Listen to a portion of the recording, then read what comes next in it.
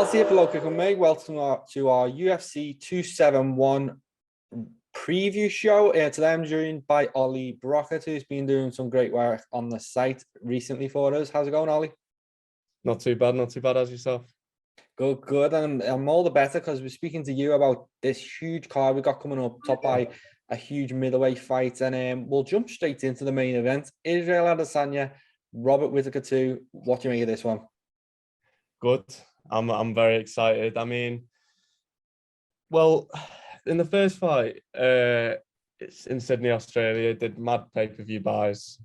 But I felt that Izzy sort of was just reading him the whole fight. Whittaker, I believe, was showing him a little bit too much too soon. He threw a lot of strikes at him quickly, a lot of combos. And Izzy was sort of just rolling with the punches, leaning back, doing his thing. And, you know, he ended up catching him at the first round with a counter left hook. And that was the shot he finished him with in round 2. And that's the amazing thing about Adesanya, you know, he just reads shots so well. But with Whittaker saying that Jan laid out the blueprint to beat him, and obviously, in layman's terms, it just means take him down and beat him. But I've found out some interesting stat that over Adesanya's last 11 UFC fights, all of his opponents, including Jan, have had 26 minutes and 37 seconds of control. And they've only registered 19 out of 22 ground and pound strikes. And without Jan at middleweight, Adesanya's only faced 4 ground and pound strikes at middleweight, which is just crazy to me. And if Whittaker's going to do it, he does have quite a ground game, but Adesanya is hard to hit when he's on the floor or when he's standing up. So, you know, I believe Adesanya will take this. I think he'll make reads. He's a lot better fighter. You know, because you've had Kevin Gastelum, you've had Vettori, you know, all these guys that can take this guy down, but they've not done anything with it. So Whittaker's the emphasis is going to be about him hitting him in the face on the ground, but it's about getting him there. That's what I think. I think Adesanya wins this. Yeah, and I think when they talk about this blueprint to beat Adesanya's just to take him down, it really isn't that easy. You know, it's easier for Jan when he's 205, but then he also stayed in the fight for, you know, the 3 rounds before he utilized the wrestling. So I think that the key to hanging with Adesanya, not even beating him, just hanging with him, is you definitely don't rush him. Obviously, Whittaker, we saw that with Whittaker. We saw that with Costa as well. I don't think it's a good idea to, you know, go too fast in there. But if you can, you know, stand with him and kind of point fight, I know it's not an ideal scenario to be in for someone like Whittaker, you know, point fighting with a brilliant kickboxer, but he can do it. We've seen it against Till. Like Till's really high level as well. So I think that's the way to do it, you know, kind of stay in the fight, you know, keep it competitive, keep it like, I think it's going to be boring fight, if I'm honest. If Whittaker does what he's supposed to do, I think it's going to be pretty dull. You know, even Romero didn't have to throw a lot, but he was kind of in that fight for a little bit. I know he didn't win in the end, but it was fairly even because neither guy was doing anything, and I'm expecting more of the same. If it's the opposite, I think Adesanya will, you know, run through him again. But ultimately, I do think Adesanya is going to beat him. I think it'll be close and fairly competitive. But I think ultimately Adesanya he's just too good, and especially at middleweight, I don't think any of these middleweights are going to be able to take him down. I think he's really, like, he's huge for the weight. Really tall. He's just a nightmare to get down. And as Whittaker's been saying in the build-up, it's not as simple. It's just taking down. And when Jan got him down, and the reason he couldn't get back up is because Jan's a huge guy. He's cutting down to 205, 205 pounds to fight, and Adesanya weighing a light heavyweight. So, it's all easier said than done. But I'm expecting a 5-round fight. I'm expecting it to be nip and tuck for large parts. But ultimately, I think Adesanya will win, and it'll be clear. There won't be any controversy or anything like that. And he'll move on to the next one, because at the minute he is the king of middleweights, and he's got a lot of work to do to catch up with Anderson Silva, but he seems to be moving in that direction. I want to see him stay at middleweight, knock off all these contenders, and just continue to create a legacy. What do you think about that? With obviously DC's comments and then Chael Sonnen weighing in on it, with people saying that he is the best middleweight of all time, ahead of Anderson Silva, who obviously has 11 middleweight title defenses, I think, something like that. What's your take on that? No, he's definitely not the middleweight GOAT. Like Anderson Silva, it's ridiculous to even suggest it. And Chael's on, and he just suggests stuff just to get clicks. Like obviously, the other day he was saying Henry Cejudo's back in the USADA testing pool. Yeah, that weren't true. But he just says things, I think. But I like him. He's funny. But in terms of middleweight GOAT, it's Anderson Silva, and Adesanya's got so much work to do to catch up. It's not close right now. He's got to beat them all.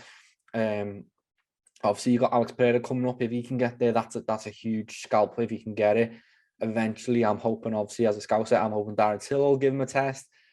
Khamzat Chimaev is in welterweight right now, but he's coming soon as well. And I know they don't want to fight each other, but Usman should move up and fight as well. Obviously, the friends and things like that. But I don't understand why that should come into it. So, plenty of work to do, but it all starts here. And I do think this is the biggest test he can get right now. Robert Whittaker has gone away, worked on his game, come back, and he looks great. I just don't think he's going to be good enough to get by, is he? Unfortunately. No, as you said, I think he's too big. He's got too large of a base. Whittaker's going to really struggle when he pushes him against the cage, locking those hands and trying to take him down. As I said before, like 14 takedowns out of 68 attempts. Like Adesanya knows how to defend takedowns. It's just about getting him there on the floor. And no one's really given him any submission attacks or anything like that. No one's put him in any submission danger. So it'd be interesting if Whittaker was to pull out a submission on Adesanya, but I really doubt it. I think Adesanya will keep the range. I think he'll chop his leg a little bit more than the first fight because he barely chopped his leg. He was going for the head a bit, trying to prove people wrong that he has knockout power. I think Adesanya is going to be a lot more reserved. He's going to know what he wants to do. He's going to chop the legs, and he's really going to just dismantle Whittaker. And as much as I like him, I just think it's going to be a long 5 rounds. Yeah, and we'll move on to the next one, as we see saying then. Israel Adesanya is a big man, but these two are even bigger. Derrick Lewis, Tai Tuivasa, it all came together pretty quickly after Tai's most recent win. Derrick got a good one as well towards the end of the year. Really fun fight between two characters in the heavyweight division. What do you think of it?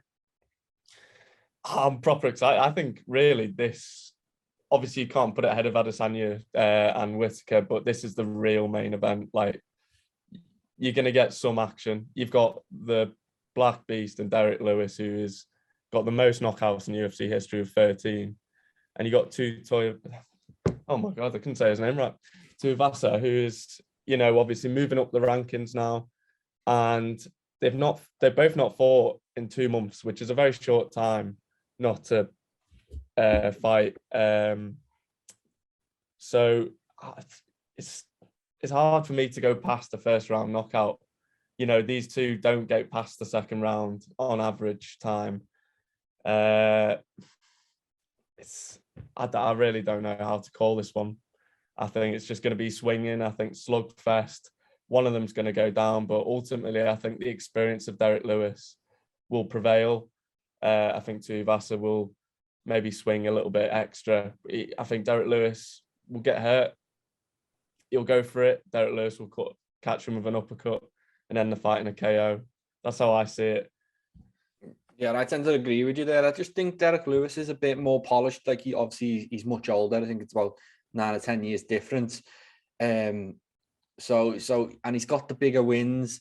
Tai Tuivasa, he's on a brilliant little streak, and he's only 28 years old. And to be fair, if he wins this, he's basically like a superstar because every time he gets bigger, his entrances go viral, his shoeies go viral, his knockouts go viral. Like at this point, if he beats Derrick Lewis and actually knocks him out, he'll probably get a title shot. Like this is Well, yeah, because Derrick Lewis is the only heavyweight that really could argue for a heavyweight title match. He went in for interim against Garn.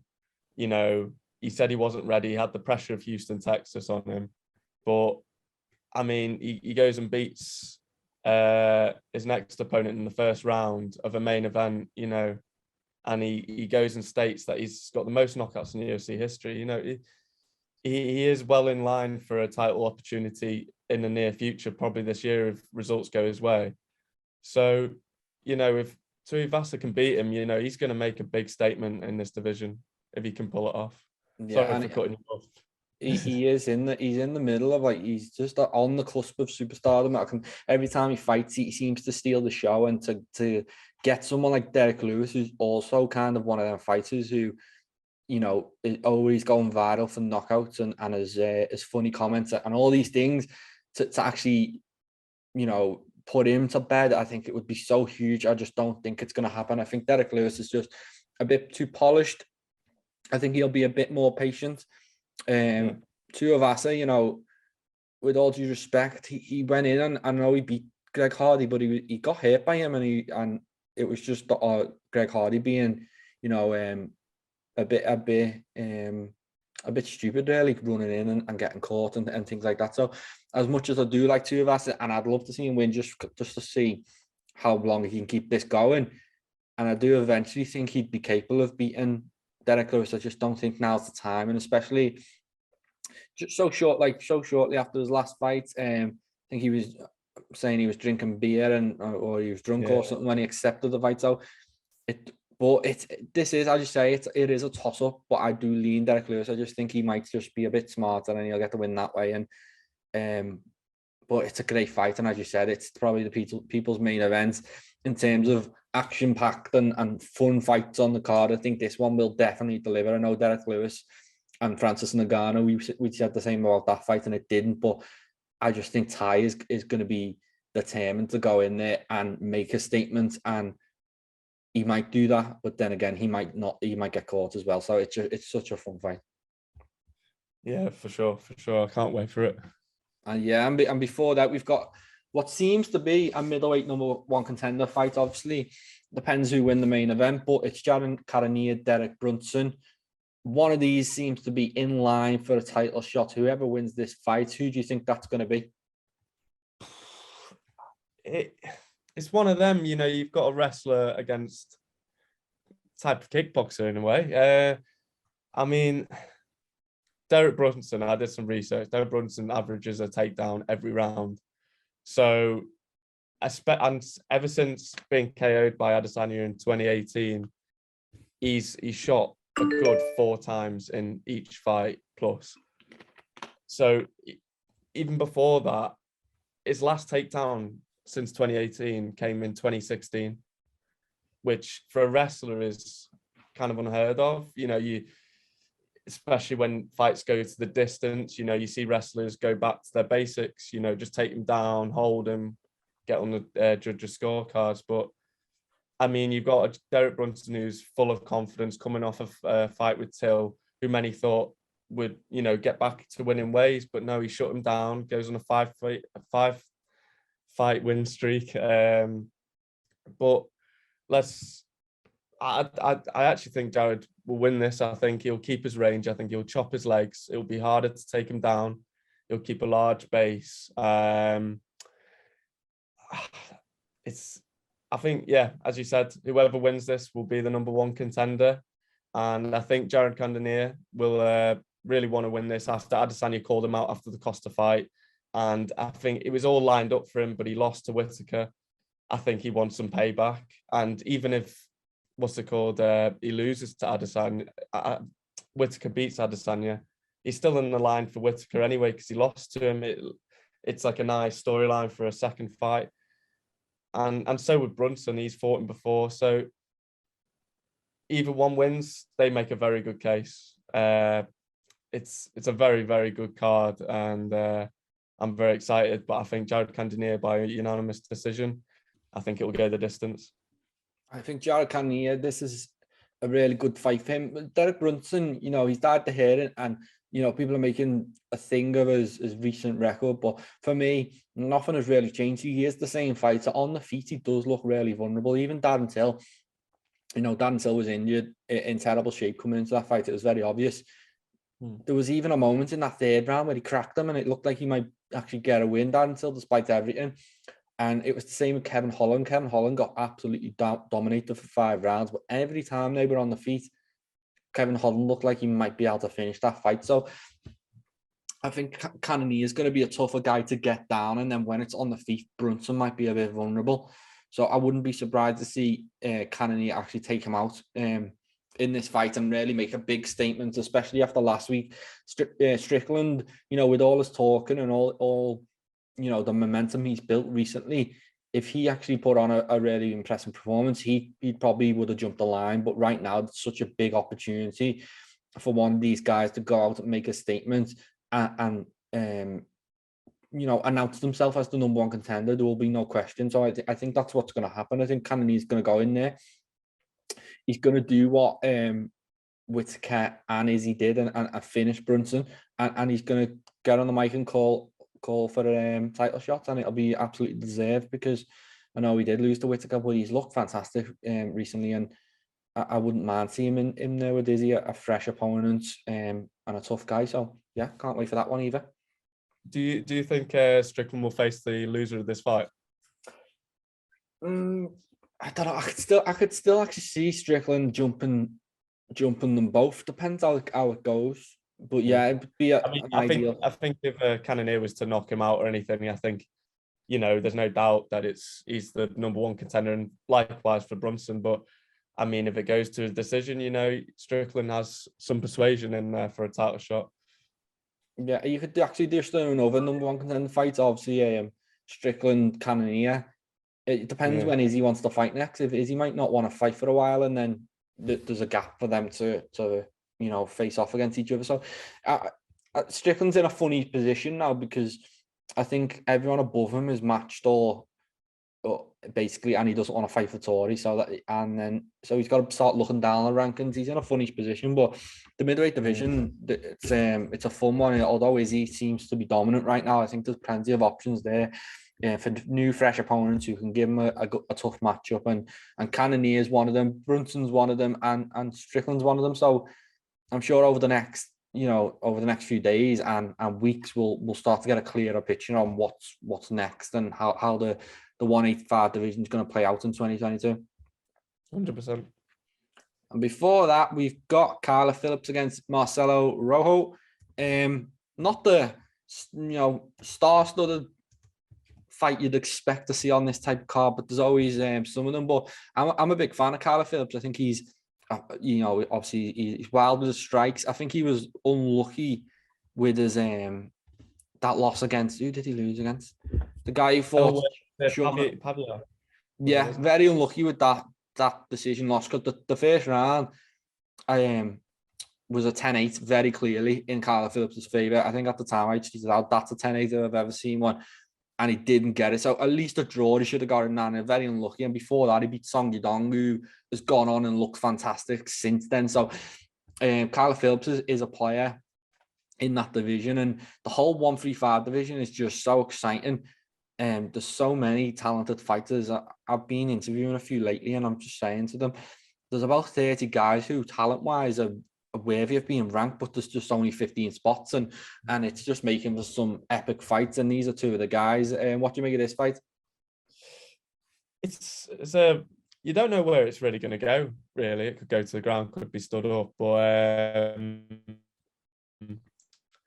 I do think Phillips will win this fight. He's got the UFC experience. It's a main card fight. Like Marcelo, I believe this is his second UFC fight, and he lost his first.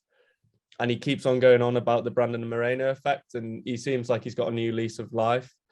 He may just feel like us Latinos, can do this. Make it to the top. So, it doesn't feel like he's focusing on his loss too much. He's focusing on this fight with Carla Phillips. He also stated on that fight Phillips had, where he lost to Pavia, he didn't finish the fight. That was his criticism. He thought he lost it because he didn't finish it. And, I think if Phillips hears that, he'll want to change what he says. He'll want to knock him out. He'll want to prove he has the power and he can finish him. And I do see Phillips doing it. I think it will go to the unanimous decision. I think it'll be drawn out. I think there'll be a lot of leaning on each other, a lot of dirty boxing. but it'll be an interesting fight to watch with Brandon Moreno effect. Sorry. Yeah, I'm all for Carla. Obviously, as I said, I think he's unlucky to have that loss on his record. The only other loss before that was Victor Henry, who looked fantastic the other week when he made his UFC debut. So, and that was a split decision. So there's in no fight has he ever disgraced himself. He's only 26 years old. He's got a wild style. He's definitely one to watch, and I think this is a good fight for him to get back in the mix, back in contention, and to re-announce himself. So yeah, I expect him to look good, and I probably do expect the same from you. A drawn out fight, 3 rounds. I don't really see big finishes in this one, but you never know. But definitely not the most exciting fight. Definitely not the most name-worthy fight on the card. Even on the undercard, we got a lot of other fights that could potentially take that spot. But before that, especially, we've got Bobby Green, who's always seems to be in fun fights, and I think recently it hasn't been going his way. He put a little run together, but then he ran into Thiago Moses and Rafael Fiziev. But last time out, he took out Ally Quinta in super quick fashion to get back in the win column. Performance of the night bonus, so he's back on a run, and then he's fighting Nasrat now. What do you make of this fight? I'm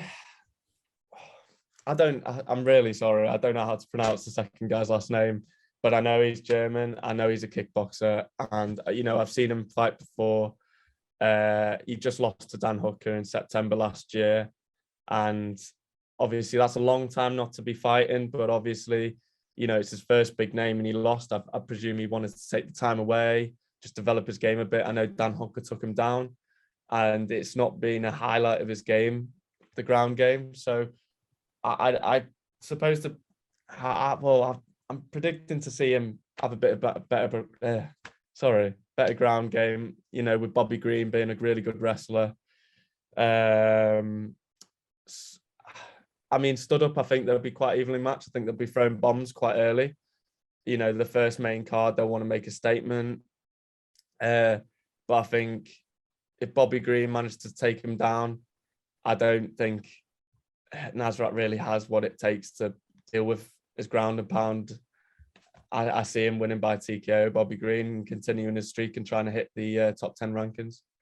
Yeah, it's Hascarat, he's had a tough time getting over the hump, but he's only 26 years old, and it seems like this is a really good opportunity, because it's obviously Bobby Green's not on the level of Dan Hooker, but he's still a big name, and this could be like the something of a coming out party. But Bobby Green, as we said, although the wheels have come out off more recently, he's been in really good form. He's been beating a lot of good guys.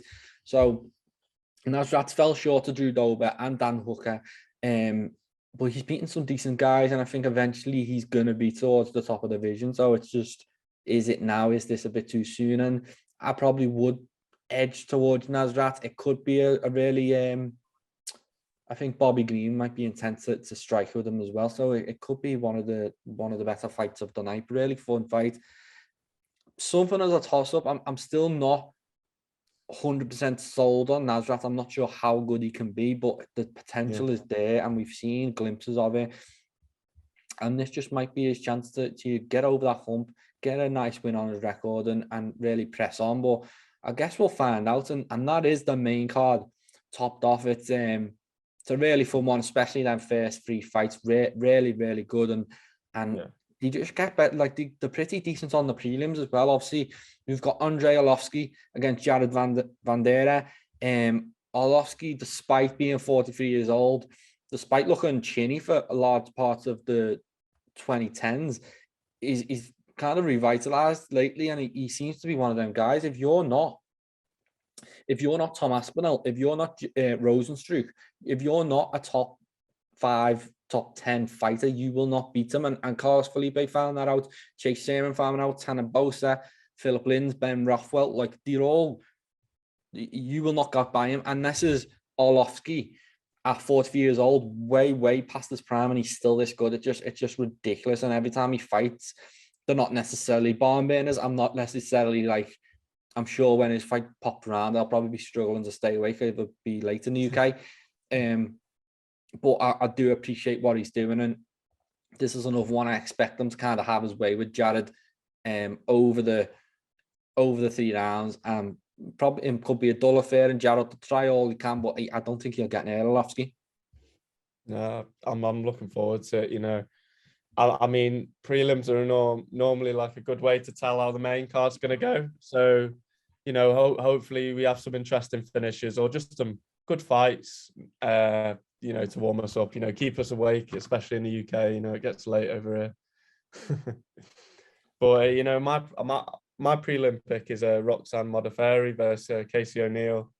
I just think Roxanne, it's her last professional fight. It's going to be her 45th professional fight, which is crazy what she's doing. Like, she could easily, you know, be named a Hall of Famer in the UFC for what she's done. But, you know, O'Neill, she's coming against someone who's undefeated. She's coming off a win against Antonio Shevchenko in October. She won a fight night bonus for that. You know, I think it'll be a nice last outing for Roxanne, but, you know, Casey O'Neill being, you know, this young and this powerful and this exciting, especially for the UK scene. I see Casey O'Neill finishing this fight by TKO, some ground and pound at the end after knocking her down, or a trip. But, you know, I think it'll be an interesting fight. Roxanne won't go out easy. She won't roll over. She'll want to be remembered how she has been her whole UFC career, that she's just going to keep coming at you no matter what. So, you know, this is a great fight for women's MMA and MMA as a general, and I can't wait to watch it. Yeah, I'm definitely backing Casey O'Neill. I think Roxanne, if Roxanne hadn't announced that she's retiring, I'd probably would edge towards her. Just, you know, obviously last time everyone wrote it off was Macy Barber, and we've seen what happened there. She really caused an upset, and Casey O'Neill looks as impressive as she's looked. She's like 8-0. She's, you know, she's a novice, and you know, a tricky veteran like Modafferi is very capable of causing an upset. But when you announce your retirement before the fight, it kind of tells me you've got one foot out the door, and when the going gets tough, what are you fighting for? You know what I mean. So, that's my issue with it. I think Casey will be intent on making a statement, and there's definitely a possibility that Roxanne causes an upset, but maybe Roxanne of a few years ago, I would have been more inclined to, you know, potentially bet on or pick.